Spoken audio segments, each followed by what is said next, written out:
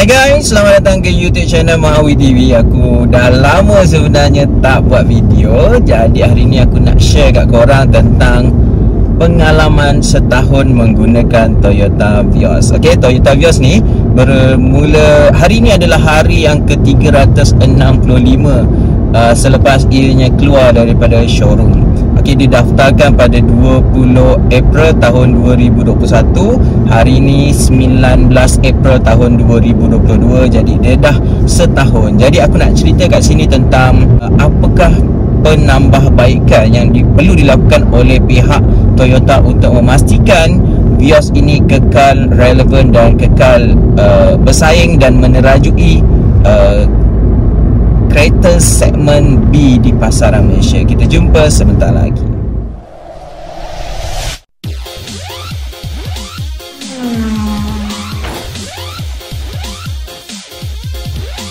Tentang apa sebenarnya Toyota boleh tambah baik untuk kereta Vios ini untuk generasi yang berikutnya. Dan kita dimaklumkan bahawa generasi keempat, okey, ini generasi ketiga generasi ketiga major facelift. Okey, jadi untuk generasi keempat, apa sebenarnya Toyota boleh tambah baik? Sedangkan Toyota sebenarnya akan melancarkan model Toyota Vios generasi keempat di Thailand suku ketiga, maksudnya dalam bulan 9, bukan dalam bulan 9. Okey, dalam bulan 7 macam tu jangka dia akan dilancarkan di Thailand. Dan untuk makluman korang, ianya tak menggunakan platform Toyota, sebaliknya menggunakan platform Daihatsu DNGA, Daihatsu New Global Architecture, tak silap aku dia punya nama. Okey, tak guna TNGA lah. Okey, jadi ini bermaksud ianya adalah kereta yang mungkin macam Daihatsu ataupun race lah. Okey, contoh Avanza dan juga Xenia, dua-duanya menggunakan platform Daihatsu. Okey, jadi aku nampak kat sini dia tak gunakan Toyota lah. Jadi mungkin kosnya akan reduce sikit kerana menggunakan Daihatsu punya platform. Okey, jadi apa yang boleh ditambah baik untuk kereta ini kekal relevan dan kekal bersaing dalam pasaran? Sebab sekarang ni Vios ni nampak sangat lah persaingan dengan dengan Honda City. Sebab sebelum ni untuk generasi ketiga yang sebelum ni dan generasi kedua memang agak ketinggalan lah. Bukan generasi kedua, generasi ketiga yang sebelum ni, Vios Keli tu memang agak ketinggalan berbanding dengan City yang berlambak-lambak. Okey, GM6 tu di jalan raya.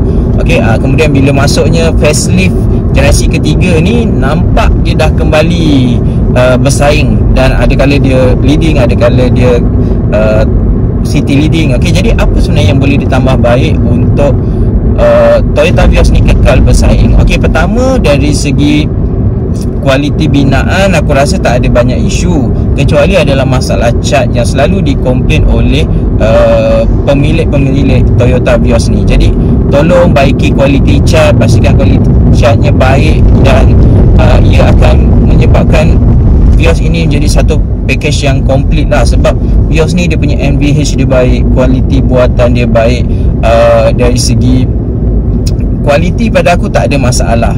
Okey, yang pertama adalah kualiti dia perlu tingkatkan, utamanya dari segi cat. Yang kedua adalah dari segi design. Pada aku design luar yang untuk model facelift ni sudah mengatasi City punya design. Okey, cuma design yang perlu ditambah baik adalah design belakang. Kalau kau tengok design yang dijangka sebagai model Vios ni, pada aku agak masculine. Aku suka design tu. Kalau yang ni nampak macam sedikit feminin, dan City memilih design yang lebih masculine. Jadi aku nampak Vios yang baru ni, generasi keempat ni, lebih masculine, nampak lebih gagah. Aku suka. Dan kalau yang boleh diperbaiki sebenarnya Vios ni adalah bahagian lampu belakang lah. Okey, pandangan belakang dia agak terlalu simple. Tapi untuk generasi yang baru ni, aku nampak desainnya mungkin akan wow lah, dah macam cuba mengikut gaya bahasa badan Hyundai lah pada aku. Okey, jadi dari segi design, yang keduanya design, selain design belakang, aku rasa design dashboard pun perlu di upgrade lah. Okey, dia taklah terlalu buruk dan taklah terlalu cantik, dia agak sederhana dan tak nampak moden lah pada aku untuk design dashboard untuk Toyota Vios ni. Okey, jadi dari segi design tolong perbaiki design belakang, okey, ataupun design keseluruhan, dan juga pastikan dashboard dah. Ya, dashboard dia nampak lebih moden, lebih elegan, dan ganti jugalah ni armrest ni. Pastikan dia berada pada kedudukan yang sepatutnya. Okey, itu perkara yang kedua dari segi design. Perkara ketiga daripada safety, apa yang menyebabkan Vios ni dia dah ada safety yang baik, yang agak lengkap, tapi bila Honda menawarkan Honda Sensing kepada Honda City, sebenarnya Vios ni dah agak ketinggalan pada aku. Okey, bukan agak ketinggalan lah, dia jadi macam orang dah berbelah bahagi tau. Dulu semasa City tiada Sensing, Honda Sensing, orang dah nampak kalau kau nak ambil spek padu, ambil Vios. Tapi sekarang bila Honda menawarkan Honda Sensing, jadi orang dah start berbelah bahagi, sama ada nak ambil Vios ataupun ambil City. Jadi aku rasa apa yang perlu ditambah adalah pastikan Vios generasi seterusnya mempunyai ADAS, Autonomous Driving Level 2, ataupun ASS-nya pastikan paling kurang sudah ada Adaptive Cruise Control, Lane Keep Assist. Dia cuma beri warning yang ni. Jadi kalau nak tambah baik, pastikan dia ada Lane Keep Assist, yang mana dia membantu pemandu lah membetulkan kedudukan posisi. Dan aku rasa benda tu bukannya mahal sangat, sebab Myvi yang berharga RM50,000 tu pun dah ada benda ni. Jadi mustahil lah Toyota tak mampu nak bagi benda tersebut. Okey, dari segi lainnya, dari segi safety tak ada banyak isu, sebab kita tahu bahawa Toyota juga mementingkan safety. Tapi dari segi teknologi itulah, adaptif, pemanduan adaptif tu yang menyebabkan Toyota ni kurang lah. Aku rasa kalau dia dah ada Adaptive Cruise Control, Lane Keep Assist, okey, jadi dia adalah satu penawaran yang lengkap dan orang tak meragui, ditambah dengan desain yang mungkin bertambah cantik. Okey, dari segi infotainment, aku dapati sistem infotainment yang macam ni, yang 7 inci ni, pada akulah dia sebenarnya agak old school lah, sebab dia tertanam dekat dalam. Sebab orang lain semua dah gunakan floating. Okey, tapi infotainmentnya masih lagi 7 inci, kecil. Dan kemudiannya dia punya kabel ni yang perlu disambung kat sini. Sepatutnya USB ni letak di bawah, lebih proper pada aku, supaya tak berserabut lah. Okey, jadi itu juga perlu ditingkatkan atau ditambah baik untuk memastikan bahawa Vios ni dapat kekal relevan. Selain itu, penggunaan aircon vent di belakang ni. Okey, spek lain lah, ini yang keempat kot. Spek-spek lain yang perlu ditambah adalah dia punya aircon vent.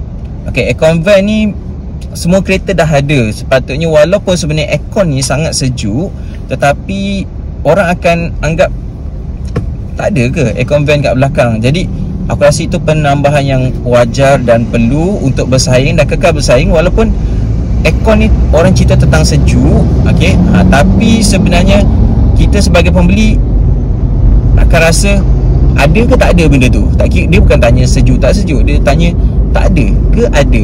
Itu dia punya point sebenarnya. Perlukan diadakan lah dia punya aircon vent dekat belakang ni, sesuai dengan kereta-kereta semasa dan juga sesuai juga dengan iklim di negara kita ni. Okey, seterusnya kalau boleh lagi tambah aspek adalah penambahan terhadap bukan penambahan, pembuangan kepada handbrake tangan ataupun kaki. Sekarang gunakan electric parking brake dan auto hold. Aku rasa itu adalah teknologi yang tahun ini dah mungkin dianggap sebagai teknologi yang bukan lagi premium, sebab kereta-kereta murah pun ada yang dah ada.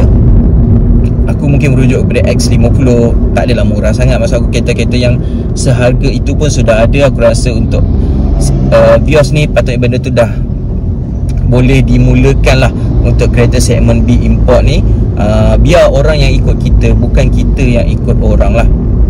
Okey, dari segi resolusi resolusi dia punya kamera ni aku dapati betul antara yang agak maju dalam segmen B ni adalah Vios ni, kerana dia ada 363 3D kamera. CT pun tak ada, dia hanya ada lens wash dan kamera belakang. Tapi pada aku resolusinya sangatlah teruk lah, pada aku sangat rendah sehingga kan last kali macam tak function tau dia punya fungsi tu. Jadi tolong tingkatkan resolusinya. Aku rasa taklah mahal sangat untuk naikkan resolusi tu. Dan kemudiannya one touch signal ni, pada aku ni adalah satu safety faktor keselamatan yang penting lah. Aku rasa mungkin Toyota cuba nak mendidik orang Malaysia supaya pakai signal. Jadi dia kata kalau kita just ada one touch 3 klip 3 detik kurang efektif lah. Jadi dia galakkan kita guna signal. Jadi pada aku tak macam tu. Signal ni sebenarnya one touch signal sebenarnya perlu untuk memudahkan. Kita jangan fikir orang yang tak guna signal, orang yang tak guna signal ni kau buat macam mana pun dia takkan guna. Tapi bagi orang yang guna signal, dia akan menghargai one touch ni sebenarnya. Kemudian dari segi wiper wiper ni walaupun dia ada penyelarasan kelajuan untuk step 1, sebenarnya dia tak ada auto wiper. Pada aku tu adalah satu benda yang apa masalah dia. Bukannya satu teknologi yang begitu sukar, yang terlalu mahal untuk korang letak dalam Toyota Vios. Jadi pada aku untuk next generation, pastikan ianya mempunyai auto wiper dan pembeli akan menghargai dan akan menyukainya. Untuk next juga aku cadangkan untuk Toyota mengekalkan package yang ditawarkan, di mana banyak free gift yang dibagi untuk menjadikan kereta ni standard dan lengkap lah. Taklah togel macam Honda City datang dengan package togel, kemudian kau nak cantik macam RS, tambah ni tambah tu dan sebagainya, baru dapat bentuk ataupun rekaan yang lebih menarik. Tapi kalau korang beli yang basic, tak ada tambah apa-apa, nampak sangat bogel lah gitu kita tu. Dan nampak macam itulah orang kata kenapa City ni kadang-kadang sekali tengok macam Saga. Tapi Vios ni sebab dah bagi package sekali dengan body kit, kemudiannya dah bagi sekali dengan apa semua aksesori yang ada, kamera, dashcam, kemudiannya banyaklah benda. Tinted dia bagi. Jadi penawaran-penawaran ni sebenarnya dapat menarik pembeli-pembeli yang nak membeli kereta. Kemudiannya aku rasa harga. Gini, harga Honda City ni harga Toyota Vios ni secara relatifnya lebih mahal lah kalau dibandingkan terus dengan Honda City. Tapi kita ingat bahawa Vios menawarkan spek yang antara yang terlengkap lah di pasaran. Dan kalau seseorang yang sedang mencari sebuah kereta nasional dengan bajet tertentu dan tiba-tiba dia rasa dia nak upgrade kereta dia, beli sebuah kereta yang mahal. Ada setengah orang dia sebenarnya mampu untuk beli kereta import. Contohlah orang yang baru kerja degree yang gaji 2,500 hingga 3,000 sebagai contoh. Dia sebenarnya mungkin mampu membeli kereta import. Tapi kadang-kadang dia melihat pilihan pertama adalah kereta nasional yang mungkin bajet 600 sebulan. Jadi dekat situ sebenarnya dia boleh kalau nak push diri dia untuk beli kereta yang berharga 800 hingga 900 atau 1000 lah sebulan. Tapi bila dia memilih dalam senarai kereta tu, dia akan dapati bahawa Vios ni ada kedudukan yang kedua ataupun antara yang mahal lah. Sebelum Vios, dia ada Honda City yang lebih murah. Jadi dia nampak antara aku nak ambil Myvi, Persona ke aku ambil City atau City Hatchback. Jadi dia ada permainan kat situ tau. Jadi mustahil dia akan melangkau Honda City untuk ambil Vios yang lebih mahal sedikit. Jadi aku rasa ianya perlu di arrangekan supaya harga tu nampak menarik tau, menarik orang nak beli. Dan orang bila dia berfikir, kadang orang nak beli kereta dia diracun, kenapa kalau kau daripada kau ambil Persona kau tambah 200 je sebulan, atau daripada kau ambil Myvi ke atau Ativa ke sebagai contoh, kau tambah sikit kau dapat kereta import. Kat situ dia akan nampak kereta import apa yang harganya next. Dia akan nampak kereta yang paling murah sekarang ni adalah City. Bayangkan kalau next tu adalah Myvi, next tu adalah Vios. Jadi orang akan terus sebab dia nak ke depan lagi, nak tinggi lagi, dia mungkin tak mampu, jadi dia memilih kereta yang betul-betul berada pada border tu lah. Jadi itu sebenarnya strategi bagaimana nak menarik orang. Untuk situasi kita pasca COVID ni, aku rasa apa yang menyebabkan tiba-tiba Vios ni laris bukan sebab faktor YouTube aku. Sebenarnya faktor stok. Ramai juga orang nak beli kereta, dia tengok stok. Kalau orang nak beli kereta, orang akan teruja tau. Orang tak ada masa nak tunggu 6 bulan, 3 bulan, sebulan pun orang tak nak tunggu. Jadi pastikan production tu ada, cukup masalah apa semiconductor tu dapat diselesaikan, dan insya-Allah jualannya akan banyak. Sebab orang kalau nak beli kereta, dia jarang nak tunggu terlalu lama lah, kecuali kalau dia memang aim kereta tu, dia akan tunggu. Tapi kalau dia sedang memilih kereta apa yang ada di pasaran, dia akan nampak kereta ni stok ada, beli hari ni, minggu depan dah boleh keluar. Itu sebenarnya yang akan menarik orang beli. Kalau kau pergi showroom, kita tak ada stok lah, kita tunggu 2 bulan lagi. Orang kalau teruja nak beli kereta ni, dia tak boleh tunggulah. Kalau boleh datang hari ni juga keluar kereta.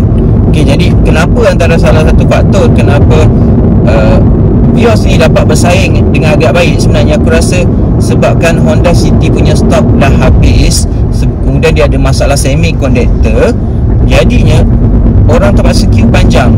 Jadi orang yang teruja nak beli kereta, dia akan nampak next option apa, Vios. Vios dapat harga macam ni, dapat free gift macam ni, dapat promo macam ni, dapat macam-macam, stok minggu depan boleh keluar. Jadi meletuplah jualan Vios. Dan kalau kau tengok pada bulan Mac atau April, jualan Vios jatuh sebab stok Vios dah habis di seluruh negara.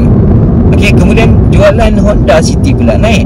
Itu korang kena faham, ianya berpunca daripada stok. Orang akan beli kereta yang boleh dapat dengan segera.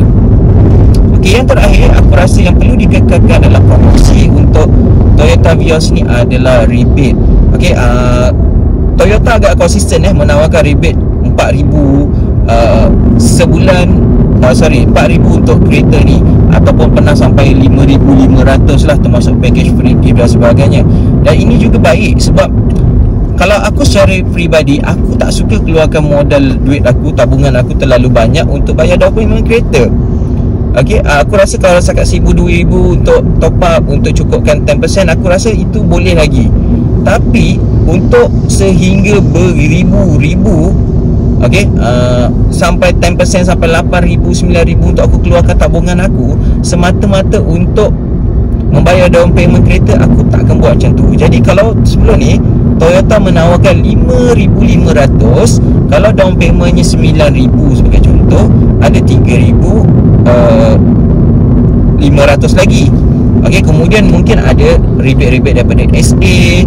Kemudian korang mungkin boleh minta loan tu jadikan di bawah 10%, contohnya 8% saja untuk down payment. Jadi kat situ sebenarnya boleh main tau. Jadi ianya memudahkan orang untuk beli kereta. Itu adalah strategi yang baik. Contohnya body kit ni ditambah tapi harganya akan naik. Kemudian dia tolak balik dengan down payment tu 2,500 punya rebate untuk body kit. Jadi banyak tau dekat situ dia dah tambah. Bila dia dah buat macam tu, kesannya adalah orang nak beli tu rasa senang. Bukan mudah nak keluarkan 9,000 daripada akaun korang untuk bayar kereta. Aku memang tak amalkan benda macam tu lah. Pada aku kereta ni benda yang susut nilai, aku tak perlu nak buang duit aku macam itu saja. Tak perlu beria nak habiskan bayar kereta ni laju-laju, sebab kereta ni benda yang susut nilai. Kau tak boleh kejar susut nilai dia tu sebenarnya. Jadi pada aku, minimum down payment, orang akan berminat untuk beli. Jadi itu je antara pandangan aku dan cadangan aku bagaimana Vios ni perlu buat supaya ianya kekal relevan dan kekal menerajui pasaran dan kekal bersaing lah. Jadi kalau kau ada maklumat tambahan ataupun kau bersedia ataupun tak, jangan lupa like dan juga subscribe YouTube channel Mawi TV. Kita jumpa lagi dalam video seterusnya. Assalamualaikum. Bye.